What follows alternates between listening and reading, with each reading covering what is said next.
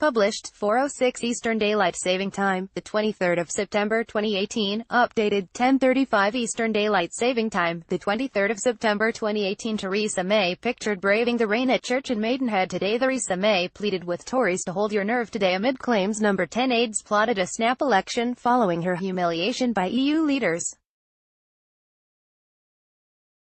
The Prime Minister warned that failure to stick together in the face of attacks from Brussels and opposition parties could mean Brexit is thwarted. The appeal for unity came as Jeremy Corbyn declared for the first time that he is willing to support a second referendum on any deal with the EU. The extent of the panic caused in Downing Street by EU leaders' brutal knifing of Mrs May's Chequers plan in Salzburg last week has been underlined by suggestions that some advisers wargamed holding an election. Two powerful aides are said to have argued that the only way to make the Commons' arithmetic work could be to ditch Chequers, and please the Brexit wing of the Tory party by swinging behind the Canada model for a looser free trade agreement. The plan would then involve Mrs May going to the country in November in a bid to win a majority for the package. The thinking has been encouraged by the latest polling, which indicates a slump in support for Mr Corbyn among those who voted Labour at the 2017 election. Mrs May, pictured at church and in her constituency with husband Philip today, is struggling to hold her party together while thrashing out a deal with the EU. The appeal for Tory unity came as Jeremy Corbyn, pictured at a Labour conference rally last night, declared for the first time that he is willing to support a second referendum on any deal with the EU. Jacob Rees-Mogg, left, and Boris Johnson, right, are among the senior Tories demanding Mrs May ditches her Chequers plan for Brexit as she attempted to cool tensions today. Mrs May issued a statement saying, Conservatives needed to come together in a spirit of national unity and do what is right for Britain. Now is the time for cool heads. And it is a time to hold our nerve, she said. I have said many times that these negotiations would be tough, and they were always bound to be toughest in the final straight, but what's also clear is that many in Labour, the Liberal Democrats and the SNP are trying to thwart Brexit at every step and seeking to exploit this moment for political gain. Some are now openly advocating a second referendum and extending Article 50 to delay Brexit, sending us right back to square one. Others are talking directly to the EU to actively undermine the UK's negotiating position. A prominent Tory donor is threatening to fund a new hard Brexit party in protest at Theresa May's Chequers plan. City financial Jeremy Hosking, who donated £1.5 million to the Leave campaign and has given £375,000 to the Conservatives since 2015, told the Sunday Telegraph there was clear support for a new political group. He told the newspaper that Brexit voters are being heated up slowly like laboratory frogs under the PM's blueprint.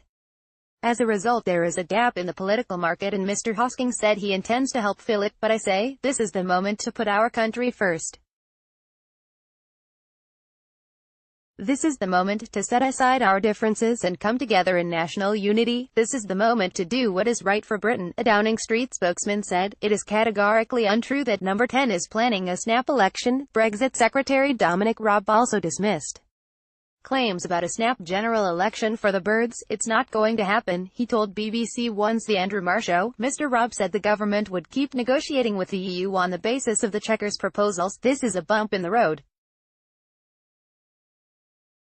We will hold our nerve, we will keep our cool, and we will keep negotiating in good faith, he said. What we are not going to do is be dictated to.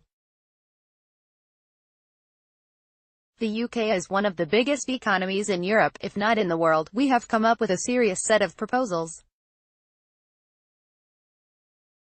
We are not just going to flit from plan to plan like some sort of diplomatic butterfly.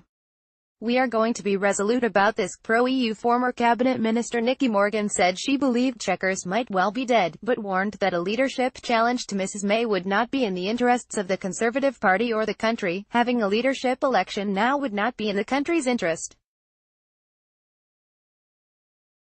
There are particularly a lot of the hard Brexiteers who want to bring the Prime Minister down, she told Sky News' Sophie Ridge on Sunday. This is not a move that would help the country in order to get to the best position after Brexit, which does least damage to the economy. That is what we as Conservatives should be focused on. Europe has always been a big fault line in our party. But the majority of the parliamentary party and, I think, the membership want us to focus on getting a good deal that supports the economy and then moving on, with time running out. The EU's chief negotiator Michel Barnier has said the moment of truth will come at next month's EU summit in Brussels, when it should become clear whether the two sides can reach an agreement. Foreign Secretary Jeremy Hunt urged EU leaders yesterday to step back from the abyss of a no-deal Brexit and to engage with Mrs May's Chequers plan. Mrs May was humiliated by EU leaders who dismissed her Chequers plan at a summit in Salzburg last week. Pictured, he said the Prime Minister was in earnest when she warned she would walk away from the negotiations rather than accept a bad deal, but he also pointedly refused to rule out switching to a Canada-style model. What Theresa May is saying is, don't mistake British politeness for weakness. If you put us in a difficult corner, we will stand our ground. That is the kind of country we are, he said. Asked about a Canada-style plan, he said he was not dismissing anything, but warned it would not address the issue of the Irish border in the same way Chequers did.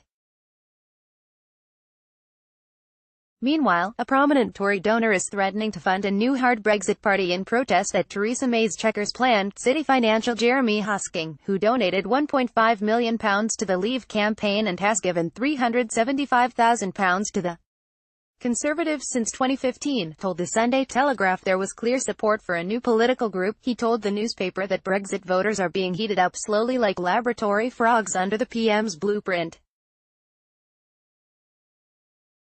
As a result, there is a gap in the political market, and Mr. Hosking said he intends to help fill it. Mrs May, pictured delivering a statement in Number 10 on Friday, has pleaded with Tories to hold your nerve.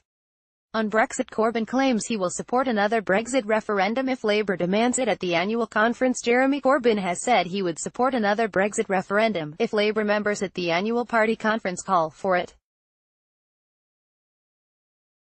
The Labour leader said that he would prefer to have a general election to settle the issue, but admitted he could not ignore calls for a second referendum if party members demand it.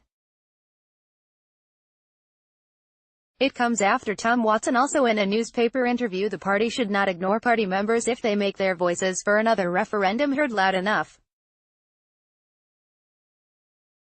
Jeremy Corbyn addressed thousands of supporters at a rally in Liverpool today. Speaking to the Sunday Mirror, Corbyn said, "What comes out of conference I will adhere to. But I'm not calling for a second referendum. I hope we will agree that the best way of resolving this is a general election, but I was elected to empower the members of the party. So if conference makes a decision, I will not walk away from it and I will act accordingly." His remarks come as a poll published by The Observer found 86% of party members think there should be a vote on the outcome of Brexit negotiations. It also found that 90% of Labour members would vote to remain in the EU. Mr. Watson told The Observer, "Jeremy and I were elected in 2015 to give the Labour Party back to its members, so if the People's Party decide they want the people to have a final say on the deal, we have to respect the view of our members, and we will go out and argue for it."